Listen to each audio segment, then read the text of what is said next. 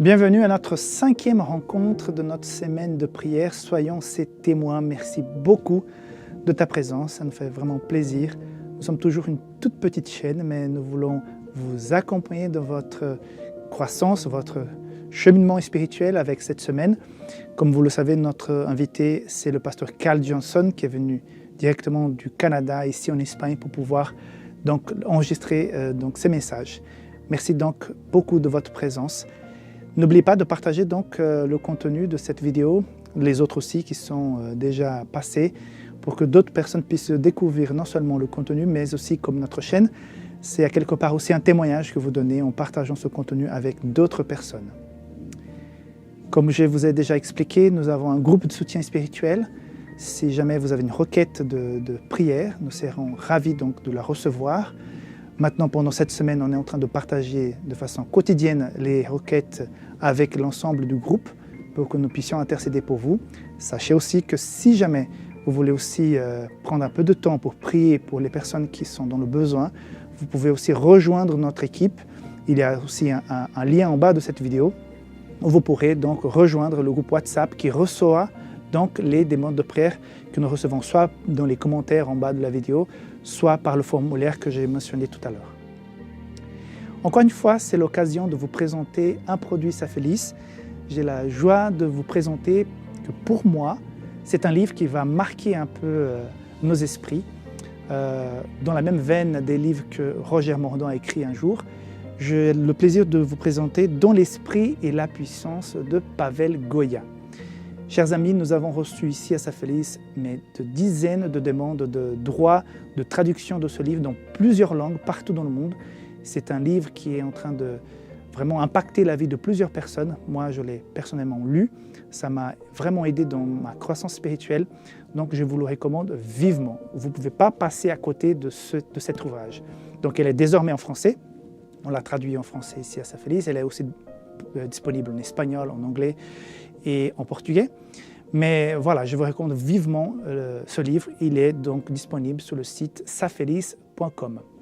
Encore une fois, comme les autres soirs, donc, nous aurons un moment de louange, un moment de réflexion spirituelle, de discussion avec Dieu pendant 1 minute pour que vous puissiez préparer votre cœur au message.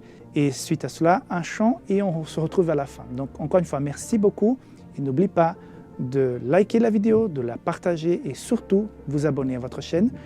Et donc, bonne émission à chacun.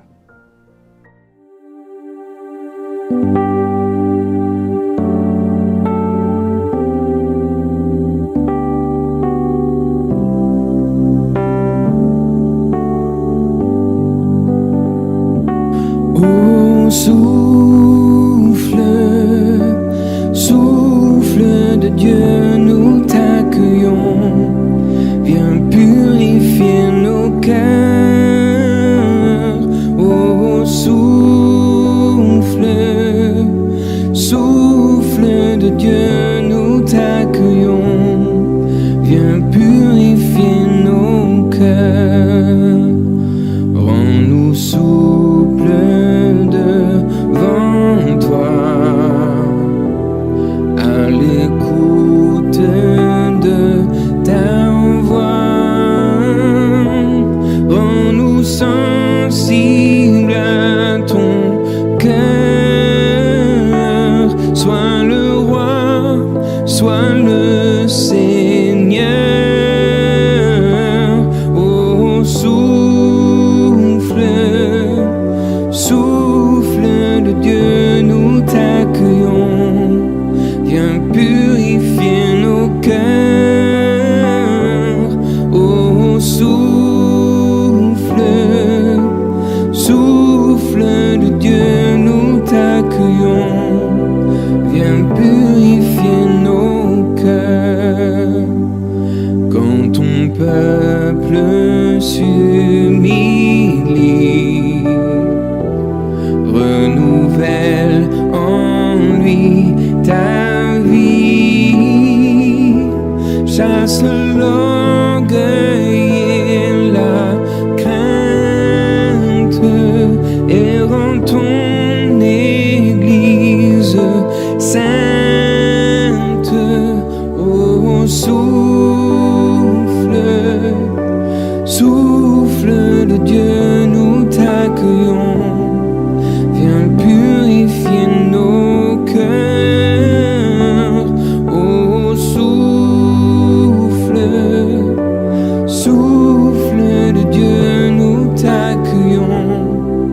viens purifier nos cœurs.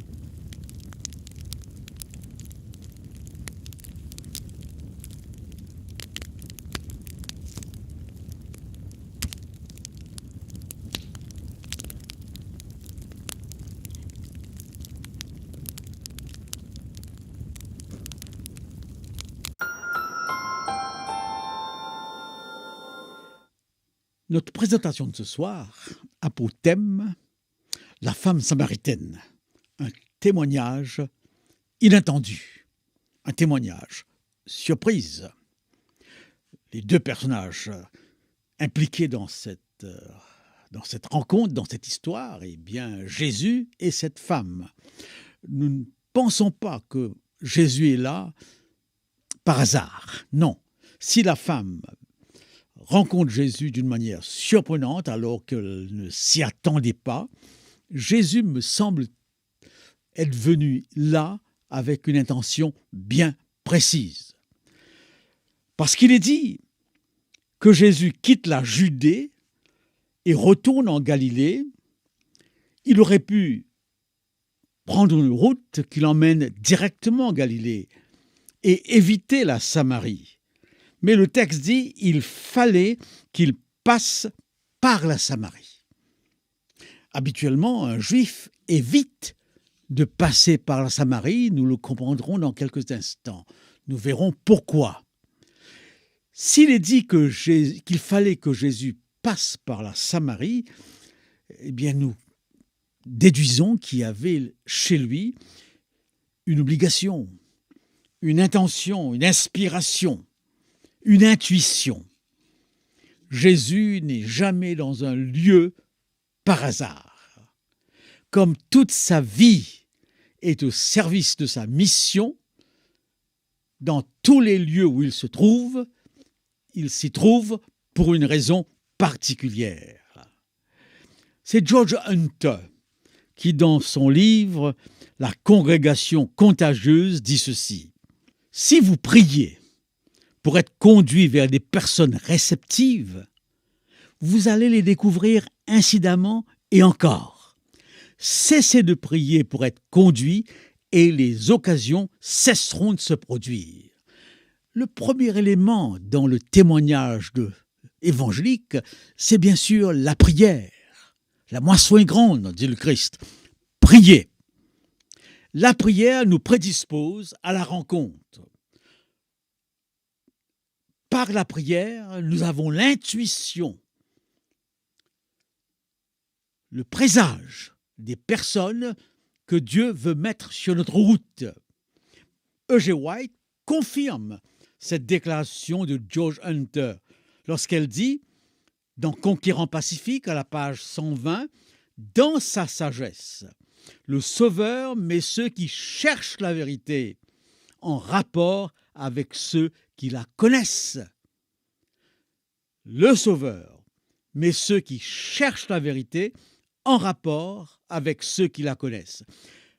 À la page 94, « Les anges de Dieu veillaient sur ce chercheur de vérité qui fut emmené au Sauveur par l'intermédiaire du Saint-Esprit.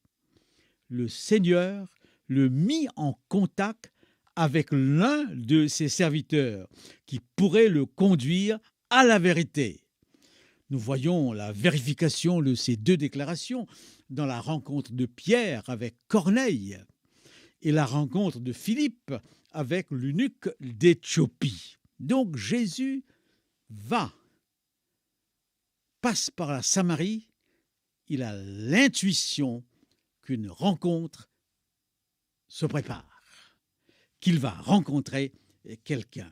Il arrive donc, le Christ, au puits de Jacob. Et il est dit qu'il s'assit au bord du puits parce qu'il était fatigué. Cette posture peut être mal comprise. Il y a ici une ambiguïté. Le puits, dans la tradition d'Israël, est un lieu de rencontre. Eh bien oui, c'est un lieu de rencontre. Les hommes viennent se balader autour des puits dans la perspective de rencontrer une femme, de séduire une femme. Nous avons dans l'Ancien Testament, eh bien, le mariage d'Isaac et de Rebecca. Et c'est Éliézer qui trouve Rebecca autour d'un puits. C'est la même chose pour Moïse qui découvre Séphora autour d'un puits. C'était donc devenu presque proverbial de trouver son épouse autour d'un puits. Jésus ne s'inquiète pas de ces traditions, ne s'inquiète pas de ces folklores. Il côtoie les gens là où ils sont sans se laisser intimider par l'interprétation qu'on pourrait donner à sa présence. Eh bien oui, il est là, assis au bord de ce puits. Il est midi, dit le texte. Le temps est très précieux pour Jean. Nous avons plusieurs exemples où il nous indique le temps. C'est à la 7e heure que Jésus accomplit sa première guérison. C'est à l'aurore qu'il libère la femme adultère, accusée par la foule. Il est condamné vers la 6e heure. Très tôt, alors qu'il fait encore sombre, Marie de Magdala se rend au tombeau.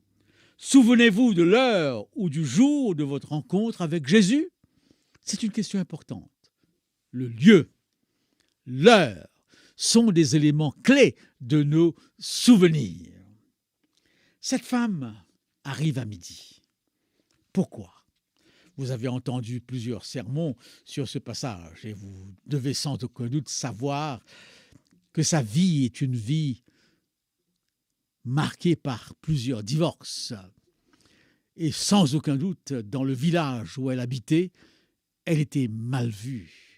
On l'a méprisée, on l'a regardée de loin, on bavardait à son sujet. Et venir à midi puiser de l'eau était pour elle le seul moment, le seul moyen d'éviter les regards, d'éviter le mépris. Elle se dit qu'à cette heure, elle serait seule au puits. Mais à son grand étonnement, Jésus est là. Un juif est là. C'est étonnant pour elle, parce que d'une manière générale, les Juifs ne se mêlent pas aux Samaritains.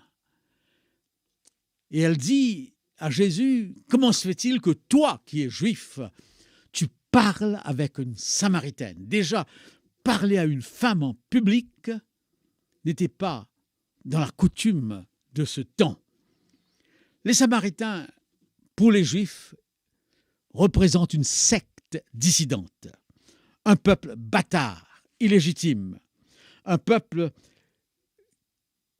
issu de liaisons incestueuses avec les Assyriens quand ces Assyriens avaient Israël sous leur tutelle. C'est toujours ainsi, où les soldats conquérants eh bien, ont des enfants avec les femmes du village, les femmes de l'endroit. Donc les Samaritains sont des descendants des mariages, des relations sexuelles avec les Assyriens. Et là, ces Samaritains étaient mal vus, mal considérés. D'ailleurs, ils avaient non pas Jérusalem comme espace sacré d'adoration, mais le mont Garizim. Jésus fréquentait les prostituées. Jésus fréquentait les publicains. Jésus fréquentait les rejetés de la société. Jésus s'identifiait aux Samaritains. D'ailleurs, on l'appelait le Samaritain. Et Jésus, en 2 occasions, va mettre en évidence la grandeur des Samaritains.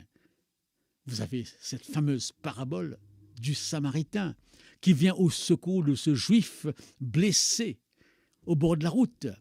Et vous avez ce Samaritain qui, après avoir été guéri de sa lèpre, est le seul à revenir pour remercier. Alors, la conversation commence entre Jésus et cette femme samaritaine.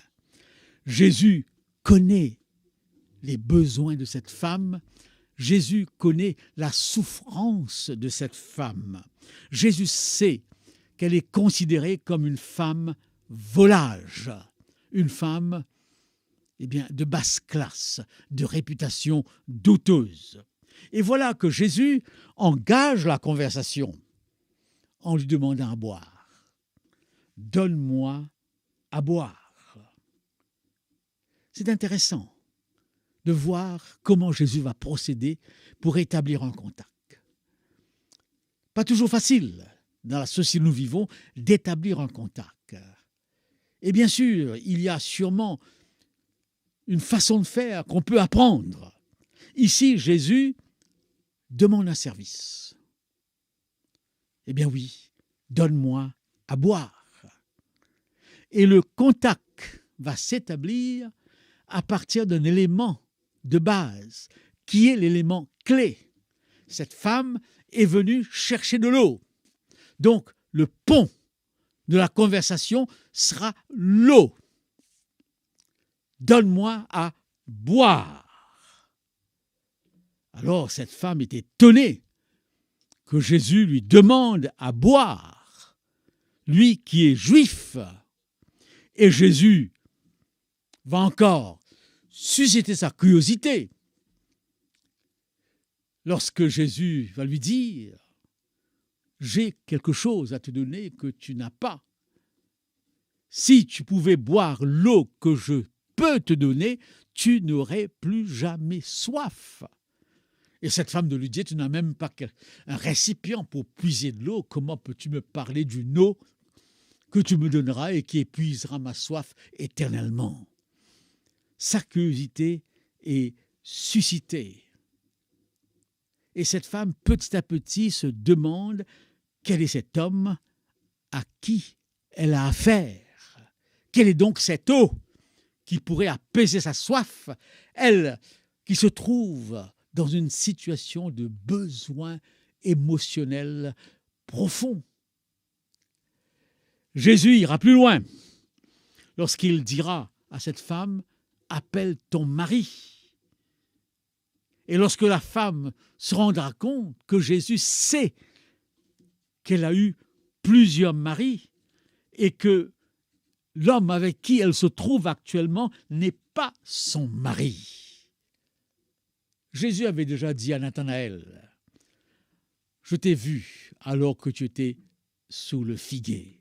Et Saint Jean dit que Jésus a cette capacité de lire les pensées, de lire les intentions. Donc, que Jésus soit en mesure de savoir les éléments de la vie de cette femme n'est pas étonnant.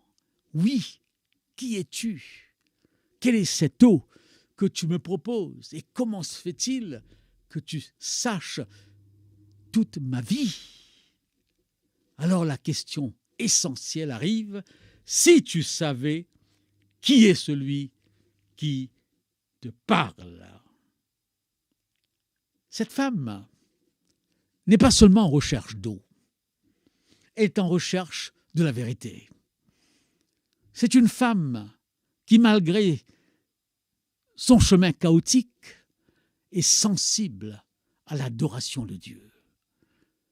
Elle adore sur le mont Garizim. Et elle est travaillée par la question « Où devrions-nous adorer ?» Et Jésus va répondre, non pas seulement à ses besoins émotionnels, mais à ses besoins métaphysiques. Jésus lui dira, le jour vient où ça ne sera ni à Jérusalem, ni à Garizim, mais l'espace d'adoration sera l'espace du cœur. Et l'adoration ne sera pas absolument fixée à un lieu. Le jour vient où on adorera en esprit et en vérité. Dieu, dans l'Ancien Testament, a toujours voulu un espace mis à part, un espace sacré pour rencontrer ses enfants. Éden était ce premier espace sacré. Mais à cause du péché, cet espace sera fermé.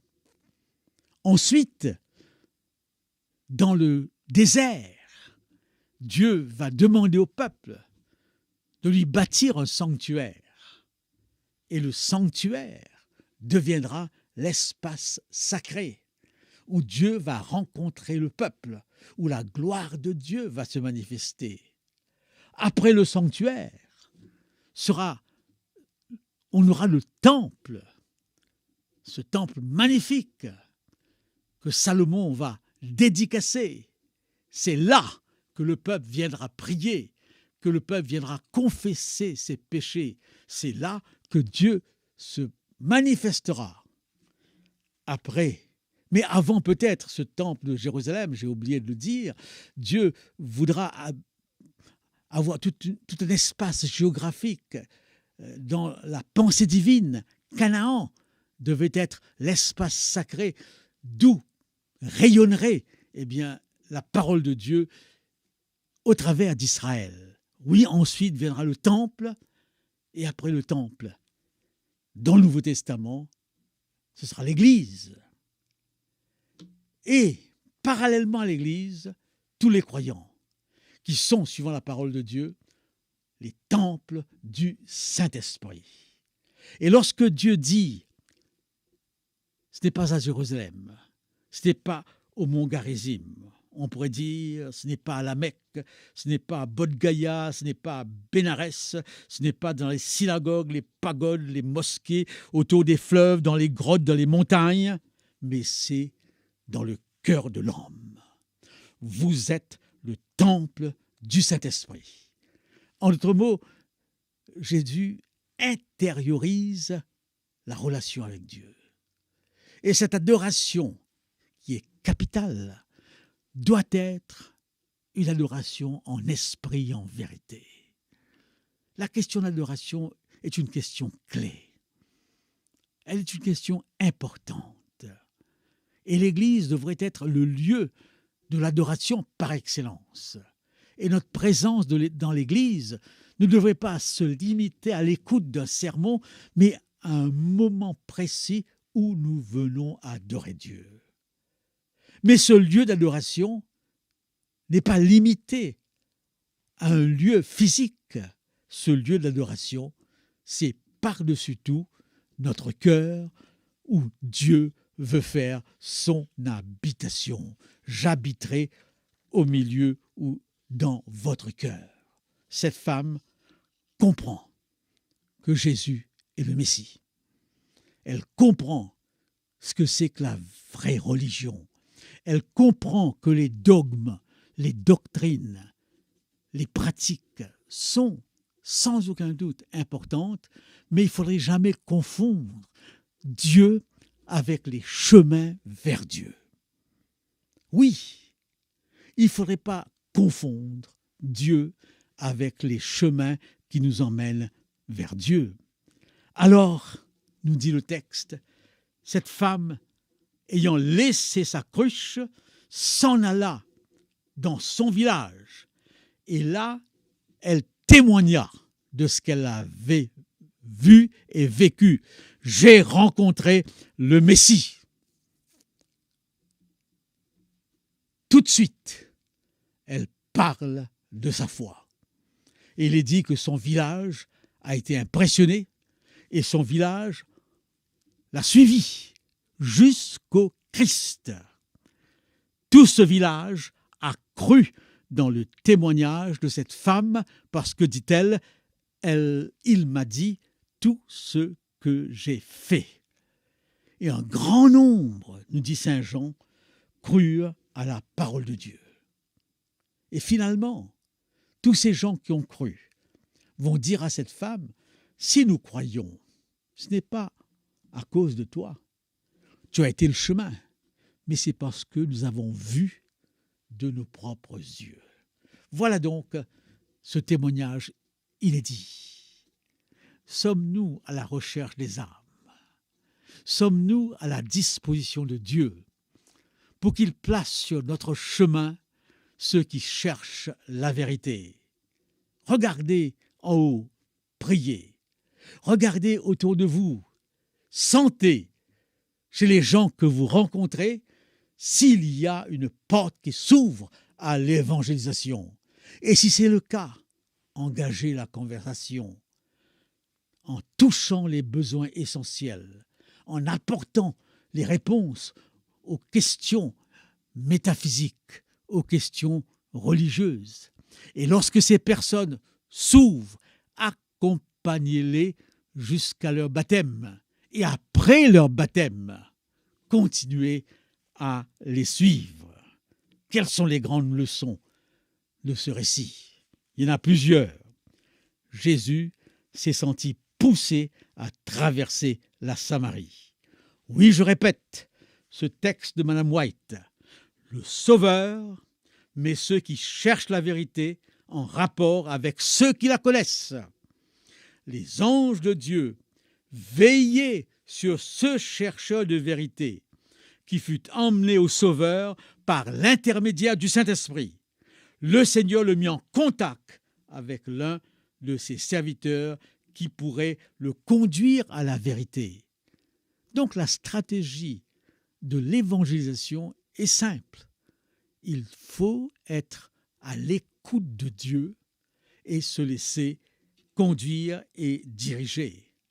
Jésus rencontre les gens dans des lieux inhabituels. Il les rencontre sans préjugés. En sommes-nous capables?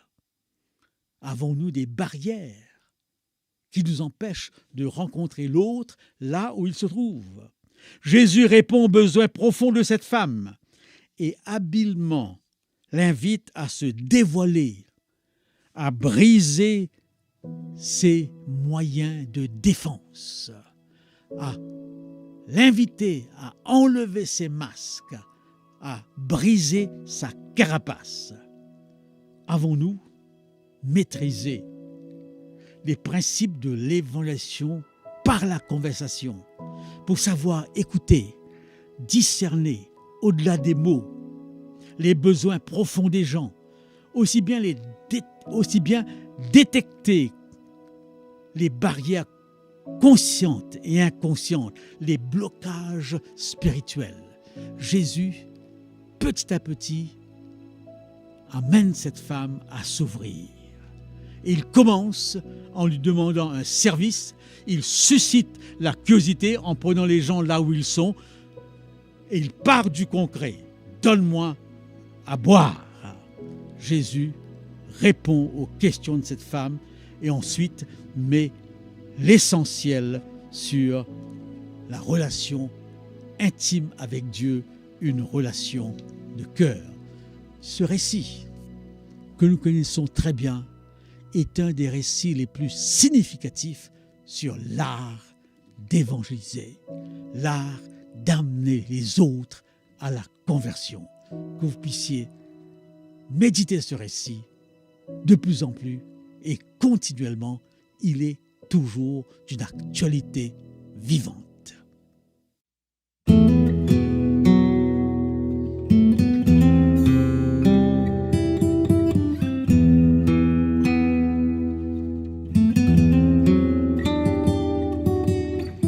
L'Éternel toute la terre, tout ce qui vit, car il l'a fondé sur les mers, sur les fleuves affermis.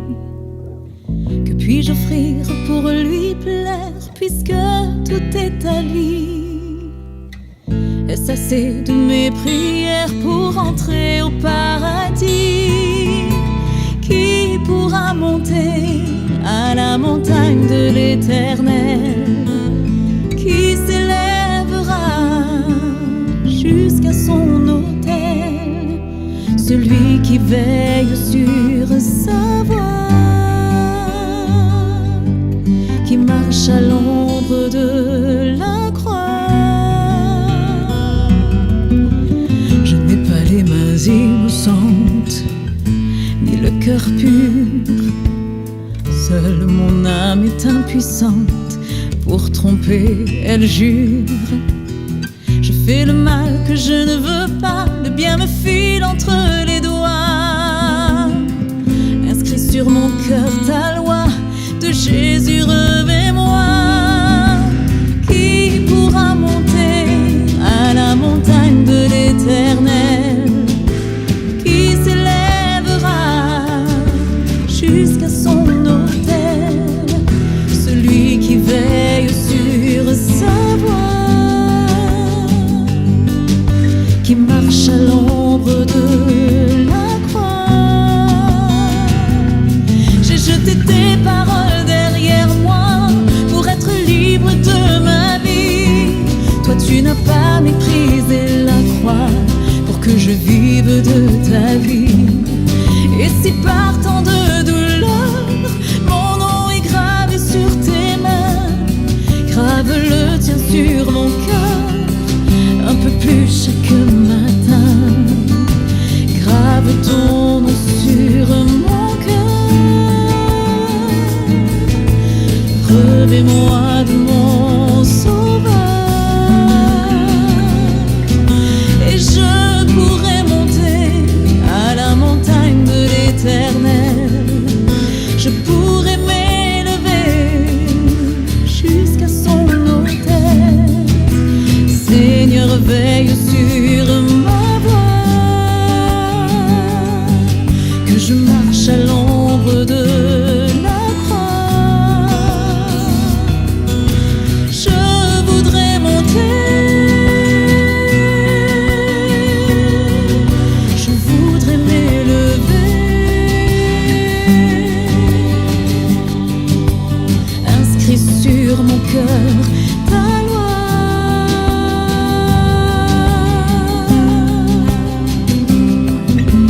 Et de Jésus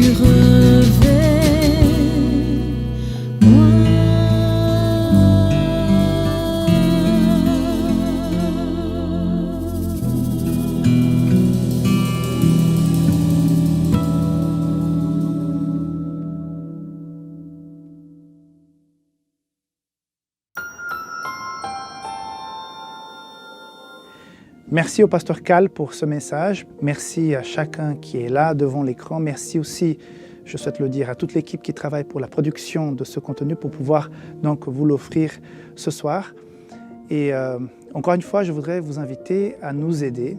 Nous sommes encore une petite chaîne, mais nous voulons donc produire davantage, vous accompagner dans votre parcours spirituel. Donc, s'il vous plaît, partagez cette vidéo dans les groupes WhatsApp auxquels vous faites partie, soit dans la famille, dans l'église, avec les amis, les voisins, pour qu'ils puissent aussi avoir accès à ce contenu. N'oubliez pas que si jamais vous passez par un moment difficile, si vous avez un défi spirituel devant nous, nous aurons le plaisir de recevoir votre requête et la mettre dans notre groupe WhatsApp d'intercession qu'on appelle les intercesseurs Safelis. Et comme ça, nous pourrons donc prier pour vous. Le lien est en bas de la vidéo. Mais nous recherchons aussi des personnes à se joindre à ce groupe pour pouvoir donc prier pour ce requête. Encore une fois, si vous voulez prendre un peu de temps pour les autres en priant pour eux, rejoignez notre groupe avec aussi le deuxième lien qui se trouve en bas de cette vidéo. Safelis est là pour vous accompagner dans votre croissance spirituelle. Nous avons beaucoup de contenu, du matériel imprimé aussi. Vous pouvez découvrir tout ça sur safelis.com. Nous avons plusieurs bibles thématiques, plusieurs livres de croissance spirituelle. Donc je vous invite à visiter notre page pour savoir davantage. Merci beaucoup de votre présence. C'était notre 5e jour. On se retrouve demain pour la 6e rencontre. D'ici là, soyez très sages, marchez avec le Seigneur et je vous dis donc à demain.